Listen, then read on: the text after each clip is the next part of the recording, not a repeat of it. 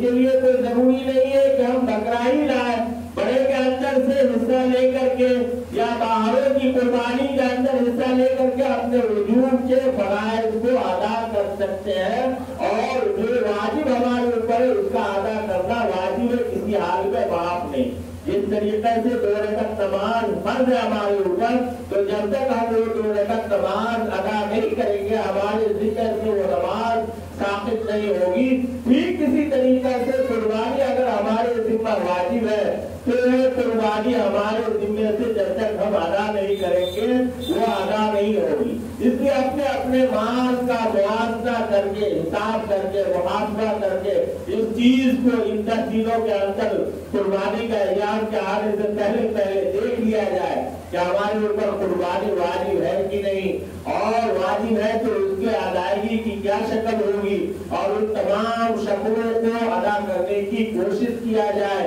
اس لیے کہ قربانی کے دن کے اندر جو 10ویں ذوالحجہ کا دن ہوتا ہے، اس دن کے اندر قربانی کے عمل سے زیادہ محبوب اللہ تبارک و تعالیٰ کے نزدیک ابن آدم کا کوئی عمل ہے ہی نہیں۔ سب سے زیادہ محبوب ترین عمل قربانی کرنا ہے۔ اس لیے ان چند باتوں پر ہمیں عمل کرنا ہے۔ ایک بات اور رہ گئی، جس کے اوپر قربانی واجب ہے اس کے لیے مستحب ہے کہ اپنے بال یا ناخن وغیرہ یا چہرہ وغیرہ وہ ان 10 دنوں کے اندر نہ کاٹے۔ جب سے چاند نکلا تب سے لے کے قربانی کرنے تک یہ مستحب ہے۔ اگر کسی نے کاٹ لیا تو بھی کوئی بات نہیں، مباح ہے، جائز ہے۔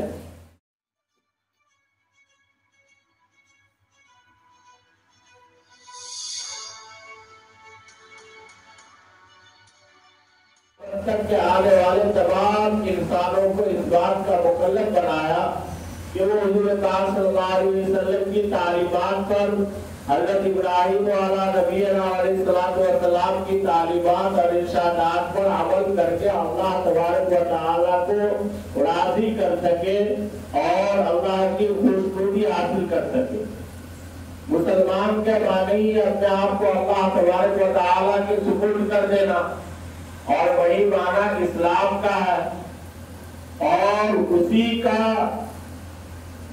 جو تمام عمل حضرت ابراہیم علیہ نبینا علیہ السلام نے انجام دیا، اس کے اندر بھی اسی بات کو بتلایا گیا کہ جب جو اللہ تبارک و تعالیٰ کا حکم ہو اس کے مطابق اپنے آپ کو حاضر کر دینا۔ یہ ہمارا جان، ہمارا مال، یہ سب اللہ تبارک و تعالیٰ کی امانت ہے، اور اللہ تبارک و تعالیٰ نے عطا کیا ہے، اور ہم اس کے لیے حاضر ہیں۔ آپ کو معلوم ہوگا کہ جب حضرت اسماعیل والا نبینا علیہ السلام کو اور حضرت حاجرہ علیہ السلام کو جب وادی سیہ کے اندر، تھوڑا مکہ کے میدان کے اندر، جنگل کے اندر، تو پھر حضرت حاجرہ علیہ السلام نے پوچھا کہ آپ یہاں کیوں چھوڑ رہے ہیں؟ تو حضرت ابراہیم والا نبینا علیہ السلام نے یہ جواب دیا کہ یہی اللہ تبارک و تعالیٰ کا حکم ہے۔ اس کے بعد پھر زبان ہلی نہیں، اس کو قبول کر لیا۔ پھر اسی طریقہ سے جب حضرت اسماعیل علیہ السلام کو ذبح کرنے کا حکم ہوا تو لگاتار 3 خواب دیکھنے کے بعد اسماعیل علیہ السلام سے بطور مشورہ کے تذکرہ کیا، تو حضرت اسماعیل علیہ السلام نے یہ نہیں کہا کہ یہ کام کیسے ہوگا، آپ کو اتنی اولاد ملی، اتنے دنوں کے بعد آپ اس کو بھی ذبح کر دیں گے، میں آپ کا لاڈلا بیٹا ہوں۔ آج کل کی اولاد ہوتی تو طرح طرح کے بہانے اور طرح طرح کی جھوٹی محبت کا اظہار کر کے وہ بھاگ جاتی اور وہ عبادت کرنے سے وہ رک جاتی، لیکن حضرت اسماعیل علیہ السلام نے کیا جواب دیا؟ یا ابتی فل ما تؤمر ستجدنی انشاءاللہ من الصابرین۔ اے ابا جان، آپ کر ڈالیے جو آپ کو حکم ملا ہے، انشاءاللہ آپ صبر کرنے والوں میں سے پائیں گے، بلا خوف، بلا تردد، بلا شک و شبہ، بلا کسی پس و پیش کے۔ حضرت اسماعیل علیہ السلام نے اپنے ذبح کیے جانے کا مشورہ اپنے والد محترم حضرت ابراہیم علیہ السلام کو دیا اور حضرت ابراہیم علیہ السلام نے اس کام کو انجام دیا. پھر اللہ کی مدد آئی. حضرت اسماعیل علیہ السلام کے بدلے میں جنت سے ایک دمبا بھیجا گیا جس کو حضرت ابراہیم علیہ السلام نے ذبح کیا. جو واقعہ ہم اور آپ برابر سنتے رہتے ہیں سبھی کو معلوم ہے. بتانا یہ مقصود ہے کہ اللہ کی رضا کے آگے, اللہ کے حکم کے آگے اور اللہ کے فرمان کے آگے سر و سجود ہو جانا, سر تسلیم خط کر دینا, ہر وقت اطاعت کے لیے تیار رہنا, ہر قسم سے فرما برداری کرنا, ہر حکم کو ماننا. کہ حضرت ابراہیم علیہ السلام اور یہ تمام انبیاء علیہ السلام نے اپنی اپنی امت کو اپنے اپنے طریقہ سے بدلایا.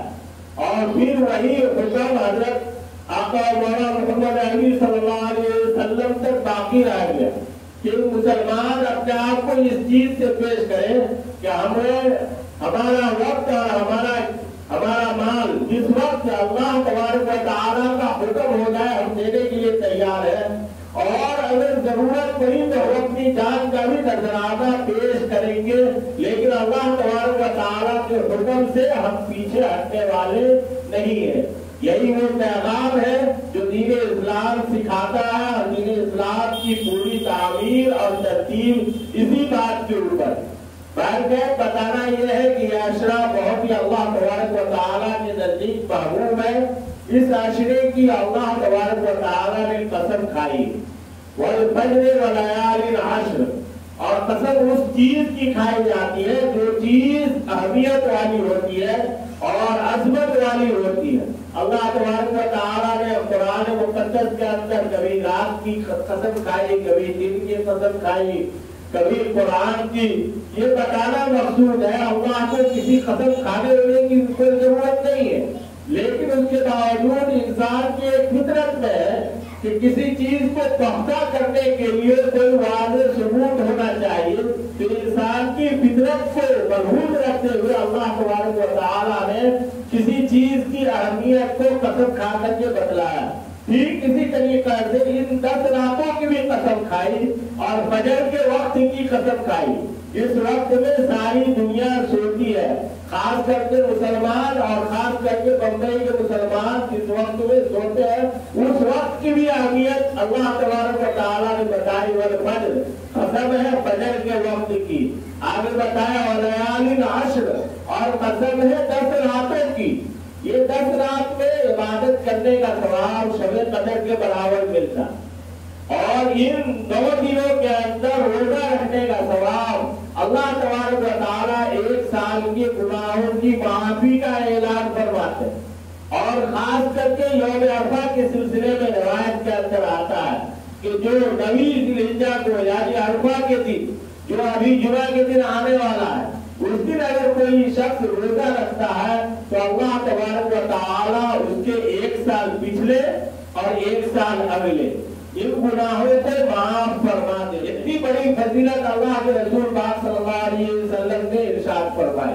ان دنوں میں حضور پاک صلی اللہ علیہ وسلم کا معمول تھا روزہ رکھنے کا, خاص کر عرفہ کے دن روزہ رکھنے کا معمول تھا, اور ان راتوں میں عبادت کرنے کا معمول تھا.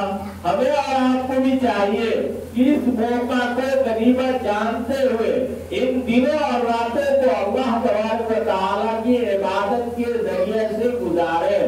عبادت کا ذریعہ کیا ہو سکتا؟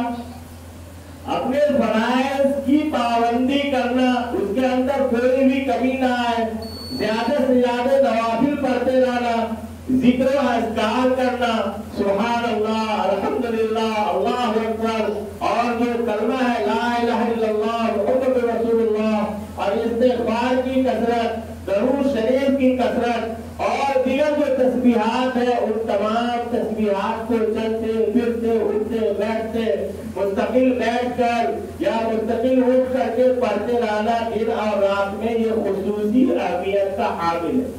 خاص کر کے تلاوت قرآن اور خصوصیت کا حامل ہے. رات میں تہجد پڑھنا اور دیگر نوافل کا اہتمام کرنا, اللہ سے مانگنا, رونا, گر گرانا, غرضے کے جو تمام عبادات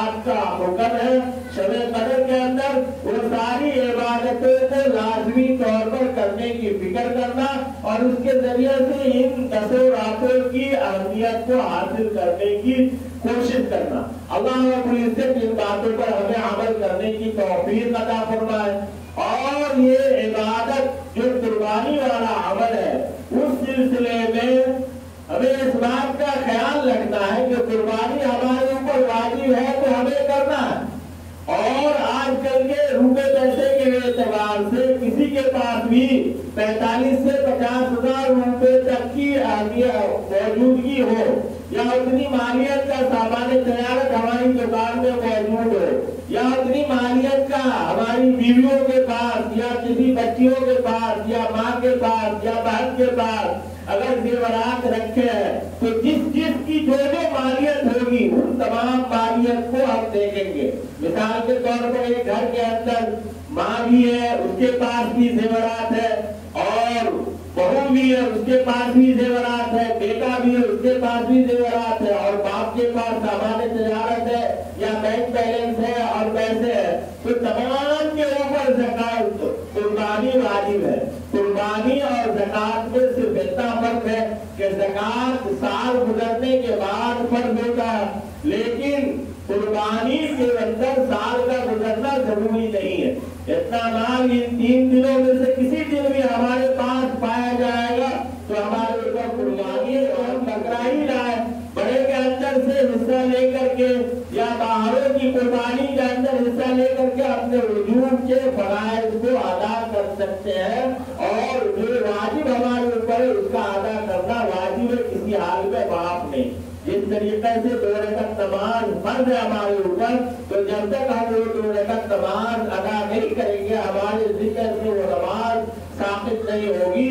ٹھیک کسی طریقے سے قربانی اگر ہمارے ذمہ واجب ہے تو یہ قربانی ہمارے ذمے سے جب تک ہم ادا نہیں کریں گے وہ ادا نہیں ہوگی۔ اس لیے اپنے اپنے مال کا موازنہ کر کے، حساب کر کے، محاسبہ کر کے اس چیز کو ان 10 دنوں کے اندر قربانی کا ایام کے آنے سے پہلے دیکھ لیا جائے کہ ہمارے اوپر قربانی واجب ہے کہ نہیں، اور واجب ہے تو اس کے ادائیگی کی کیا شکل ہوگی، اور ان تمام شکلوں کو ادا کرنے کی کوشش کیا جائے۔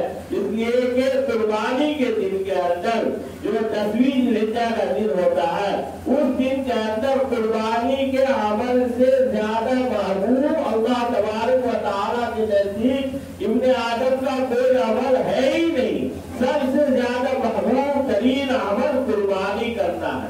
اس لیے ان چند باتوں پر ہمیں عمل کرنا ہے۔ ایک بات اور رہ گئی، جس کے اوپر قربانی واجب ہے اس کے لیے مستحب ہے کہ اپنے بال یا ناخن وغیرہ یا چہرہ وغیرہ وہ ان 10 دنوں کے اندر نہ کاٹے، جب سے چاند نکلا تب سے لے کے قربانی کرنے تک، یہ مستحب ہے۔ اگر کسی نے کاٹ لیا تو بھی کوئی بات نہیں، مباح ہے، جائز ہے۔ اور تیسری بات یہ ہے کہ تکبیر تشریق 9ویں ذوالحجہ جو عرفہ کا دن ہوتا ہے، یعنی جمعہ کا دن جو ابھی آنے والا، اس کی فجر سے لے کر کے 13ویں ذوالحجہ کی عصر تک ایک مرتبہ بآواز بلند جماعت کی نماز میں امام کے سلام پھیرنے کے بعد میڈیم آواز نہ زیادہ تیز ہو اور نہ آہستہ ہو، اللہ اکبر لا الہ الا اللہ واللہ اکبر وللہ الحمد، یہ پڑھنا واجب ہے۔ اگر کسی کی نماز 1 رکعت 2 رکعت چھوٹ گئی تو جب وہ اکیلے سلام پھیرے گا تو وہ پڑھ لے گا، اور اگر کسی کی 4 رکعت چھوٹ گئی یا 3 رکعت مغرب والی 3 رکعت چھوٹ گئی تو وہ اکیلے ادا کرے گا تو اکیلے پڑھے گا۔ اور عورتوں کے اوپر گھروں کے اندر بھی یہ تکبیر کہنا واجب ہے۔